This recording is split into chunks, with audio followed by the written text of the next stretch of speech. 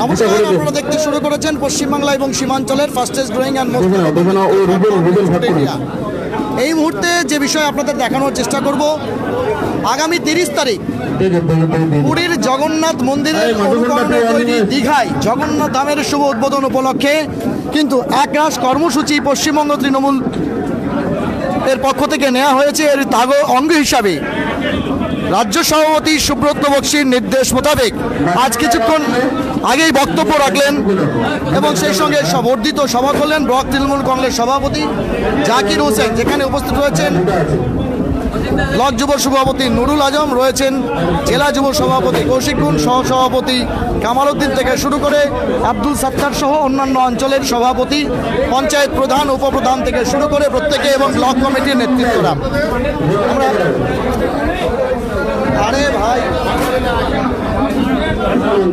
এই মুহূর্তে বর্ধিত বা এক্সটেন্ডেড সেই সভাতে বিভিন্ন অঞ্চলের অঞ্চল সভাপতি, প্রধান, উপপ্রধান, গ্রাম পঞ্চায়েত প্রতিনিধি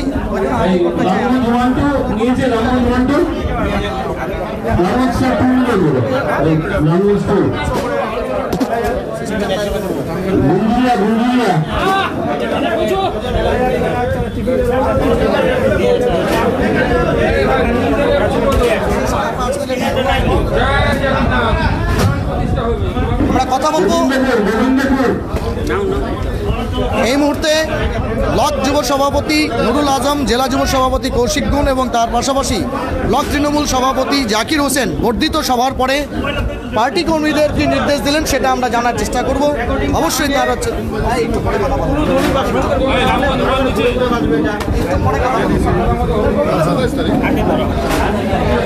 দাদা, আজকে বর্ধিত সভা ডেকেছিলেন আপনি। সাম্প্রতিককালেই দেখা গেছে যে একটা দুর্ভাগ্যজনক ঘটনা ঘটে গেছে পেহেলগাঁওয়ে। 27 জন ভারতীয়ের মৃত্যু, 2 জন একদম 3 জন হচ্ছে বাংলার সৈনিকের মৃত্যু হয়েছে। আপনারা প্রথমে আজকে শোক প্রস্তাব গ্রহণ করেছেন, এটা নিয়ে প্রথমে আপনার প্রতিক্রিয়া জানতে চাই। আমরা দেশবাসী হিসাবে খুবই মর্মাহত যে আমাদের দেশের এতগুলো প্রাণ চলে গেল, তার জন্য আমরা খুবই দুঃখিত। তার সাথে সাথে কেন্দ্র সরকারের অবহেলার কারণেই এই দুর্ঘটনা। নিরাপত্তার দায়িত্ব, বর্ডার এলাকায় নিরাপত্তার দায়িত্ব কেন্দ্র সরকারের, বিএসএফ, সেনা, সব কেন্দ্র সরকারের। সব থেকে বড় জিনিস হচ্ছে যে এত বড় একটা দুর্ঘটনা ভিতরে ঢুকে করে দিল আতঙ্কবাদীরা, আর কেন্দ্র সরকারের যে ইন্টেলিজেন্স তারা কিছু খবরই পেল না। এটা তো তাহলে দেশের অবস্থা আমাদের কি আছে? তো যে কেউ আমাদের ভিতরে ঢুকে যে কোনো রকমের ঘটনা ঘটে চলে যাবে, আমাদের দেশ জানতেই পারবে না। নিরাপত্তা মানে আমাদের যে দেশের নিরাপত্তা ব্যবস্থা তা তলানিতে চলে গেছে, খুবই দুর্ভাগ্যজনক। দেশের মানুষকে ভাবতে হবে, যারা গেছে তাদের পরিবারের সঙ্গে। আমাদের দলের নেত্রী মমতা বন্দ্যোপাধ্যায় জনগণ অধিনায়িকা বলেছেন পরিষ্কার ভাষায়, যারা সেই আততায়ীদের হাতে শহীদ হয়েছেন তাদের পাশে, তাদের পরিবারের পাশে আমাদের দলের পক্ষ থেকে আমাদের নেত্রী আছেন এবং আমরা সবাই আছি।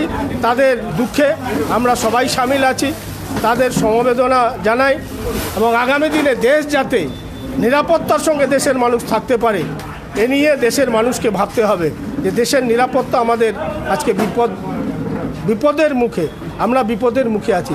সংবিধানের উপর আক্রমণ হচ্ছে, দেশের নিরাপত্তা ব্যবস্থা ঠিক নেই। কি চলছে দেশে? কোন সরকার আছে এই দেশটা?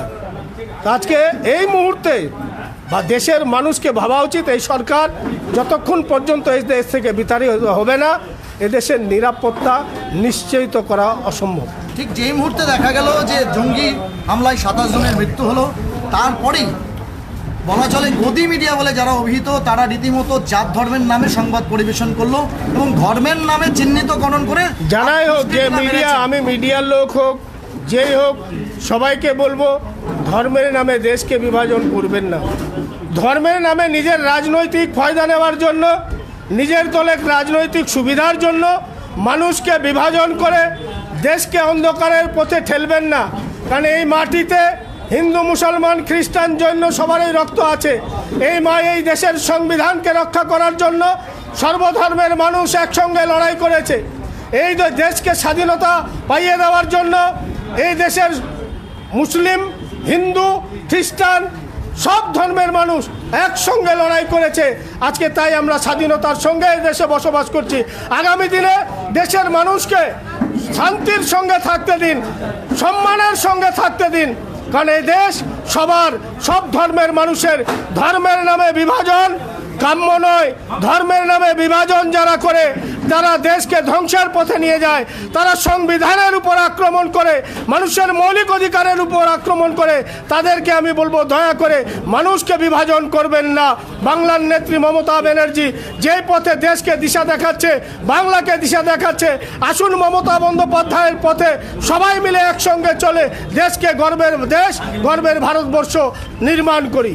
দলের রাজ্য সভাপতি আপনাদের বেশ কিছু সার্কুলার দিয়েছে। আগামী 30 তারিখ একদম পুরীর যে নবদ্বীপ জগন্নাথ ধাম মন্দির আছে তার বদলে দীঘাতে জগন্নাথ ধাম হচ্ছে এবং একাধিক কর্মসূচি আপনাদের দলকে দিয়ে। পুরীর জগন্নাথ ধামের বদলে দীঘায় জগন্নাথ, প্রভু জগন্নাথ দেবের মন্দির নির্মিত করেছেন আমাদের বাংলার মুখ্যমন্ত্রী বঙ্গজননী মমতা বন্দ্যোপাধ্যায়।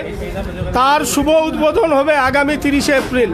সেই উপলক্ষে 29 এপ্রিল আমরা ইসলামপুর ব্লকের পক্ষ থেকে প্রভু জগন্নাথ দেবের যে মন্দির উদ্বোধন, সেটাকে কেন্দ্র করে আমরা একটা বাইক র্যালি করব এবং 30 তারিখ আমরা স্ক্রিনের মধ্য দিয়ে সারা ইসলামপুর ব্লকের প্রভু জগন্নাথ দেবের ভক্তদের আমরা আমন্ত্রণ জানাচ্ছি, আহ্বান করছি। আসুন, ব্লক তৃণমূলের পক্ষ থেকে সবাইকে আমন্ত্রণ রইল। যারা প্রভু জগন্নাথ দেবের ভক্ত আছেন সবাইকে আমন্ত্রণ রইল। আমরা রামগঞ্জ 2 নম্বর অঞ্চলের শিবনগর কলোনি দুর্গা মন্দিরের সামনে যে মাঠ আছে, সেই মাঠে প্রভু জগন্নাথ দেবের মন্দির যে উদ্বোধন দীঘায় করবেন মমতা বন্দ্যোপাধ্যায়, তার স্ক্রিনের মাধ্যমে আমরা সেই শুভ লাইভ সেটা আমরা ওখানে দেখাবো দুর্গা মন্দিরের সামনে শিবনগর কলোনিতে। সবাইকে ব্লক তৃণমূলের পক্ষ থেকে আমন্ত্রণ রইল।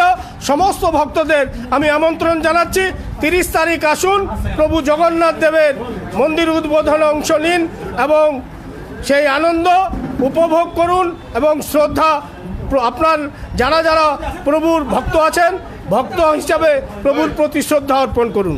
29 তারিখ যে বাইক র্যালি আছে তার সময় কত এবং আপনাদের জমায়েত স্থান কি? 29 তারিখে বাইক র্যালির আমাদের জমায়েত স্থান হচ্ছে মাটিগুন্ডা 1 নম্বর অঞ্চল পাঁচকালী মন্দিরের পাশে এবং ওখান থেকে স্টার্ট করে আমরা দাড়িভিটে গিয়ে শেষ করব। আসলম, জক্তাগাঁও, নীলাজি হয়ে আমরা বীজবাড়ি হয়ে মাটিগুন্ডা 2 শেষ করে দাড়িভিট গিয়ে দাড়িভিট হাই স্কুলের মাঠে গিয়ে আমরা সেখানে স্ট্রিট কর্নারের মধ্য দিয়ে সেদিন বাইক র্যালি শেষ করব। 30 তারিখের সময় 30 তারিখ জমায়েতের সময় আমাদের 9:30, স্থান হচ্ছে Shibnagar colony, Ramganj to Shibnagar colony, Durga মন্দিরের সামনে মাঠ। সেই মাঠে আমরা উদ্বোধনী অনুষ্ঠানটা স্ক্রিনের মাধ্যমে দেখাবো। এটাই আপনাদের মাধ্যমে সমস্ত ভক্তদেরকে আমন্ত্রণ রইল এবং সেই উদ্বোধনী অনুষ্ঠানে প্রসাদও বিতরণ করা হবে।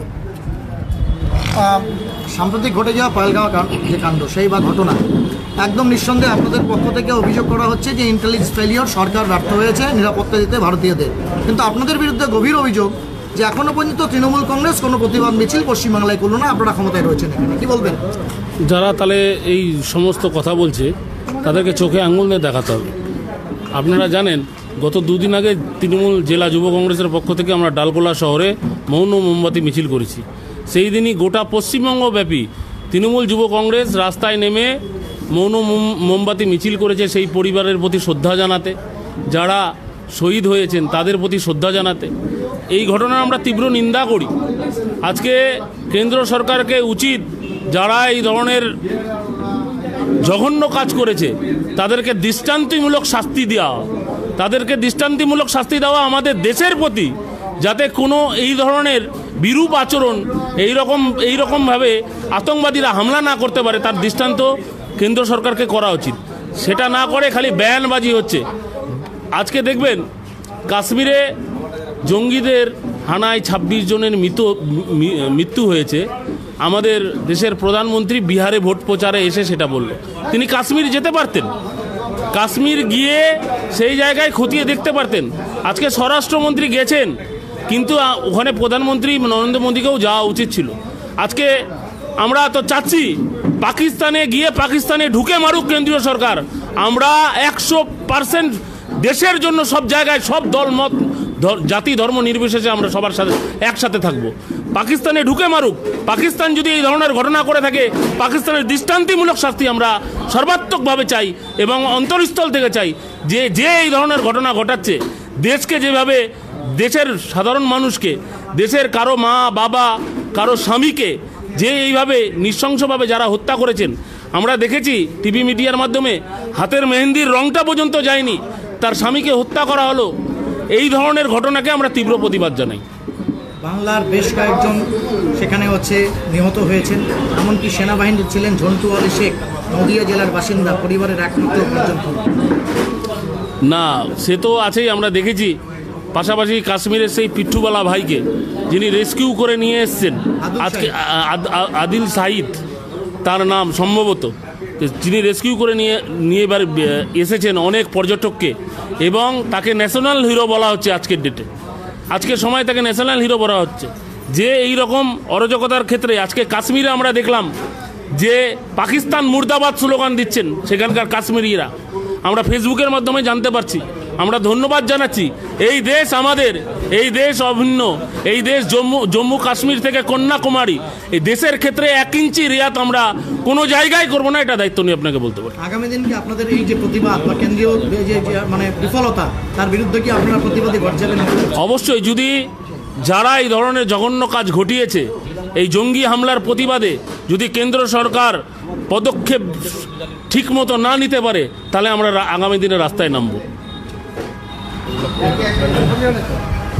सत्तरदा आज एक्सटेंडेड मीटिंग था और पहलगांव का घटना, आप बहुत दिन बाहर रह चुके हैं अपने पेशे के लिए और अभी तृणमूल कांग्रेस में शामिल है अंचल सभापति सुजाली के, तो एक बहुत दर्दनाक हादसा है। लेकिन देखा जा रहा है कि जब भी कोई हादसा होता है तो कुछ राजनीतिक दल इसका गलत फ़ायदा उठाते हैं और हिंदू मुस्लिम में बंटवारा करके न्यूज़ पेश करते हैं या लोगों में ऐसा एक नैरेटिव तैयार करने की कोशिश करते हैं। क्या कहना चाहते हैं?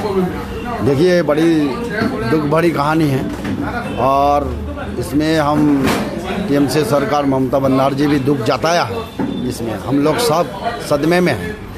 आज हम लोगों का 26 जो वहाँ पे जो पर्यटन जो टूरिस्ट है वो जाकर के वहाँ पे अपना जान गंवाया, हम उन लोगों के साथ में हैं। दूसरा नंबर बात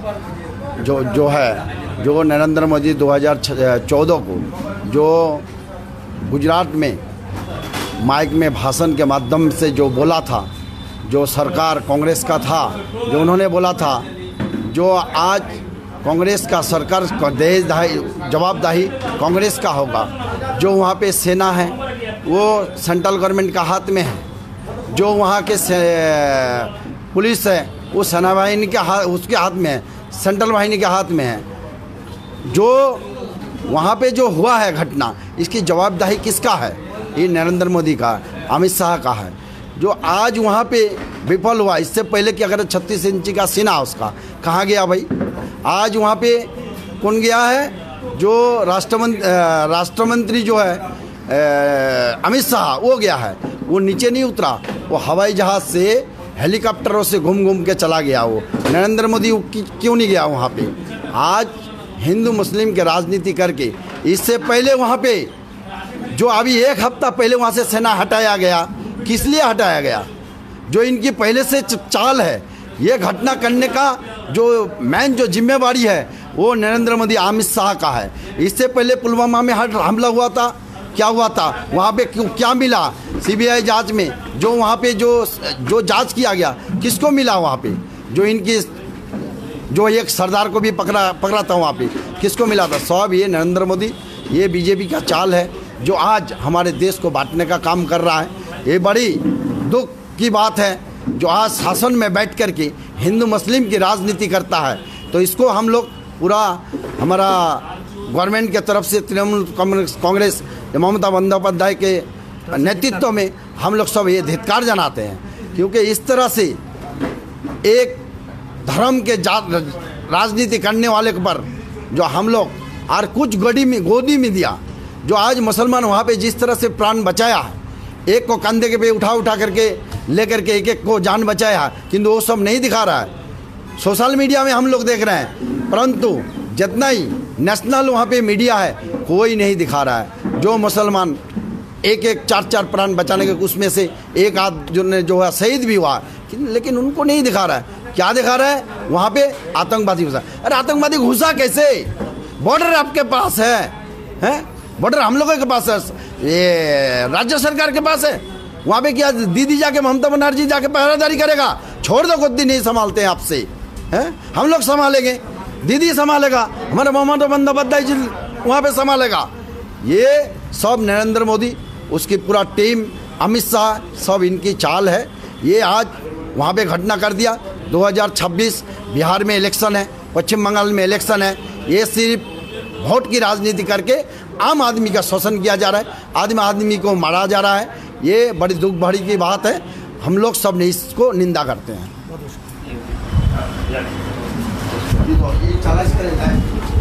30 তারিখ উদ্বোধন হতে চলেছে পুরীর জগন্নাথ মন্দিরের অনুকরণে দীঘাতে জগন্নাথ ধাম, আর তাতেই তৃণমূল কংগ্রেস অবশ্যই সনাতনীদের প্রতি তাদের যে আস্থা বা তাদের প্রতি সনাতনী যে আস্থা, সেই আস্থাকে ফিরে পেতে মরিয়া, এবং দলীয় কর্মসূচি ইতিমধ্যে গ্রহণ করা হয়েছে 29 এবং 30 তারিখ। এই ঘটনার পরিপ্রেক্ষিতে তৃণমূল কংগ্রেস সনাতনীদের মন কতটা পেতে পারে এবং ভোট বাক্সে তার কী প্রতিফলন পড়ে, সেদিকেই আমাদের নজর থাকবে।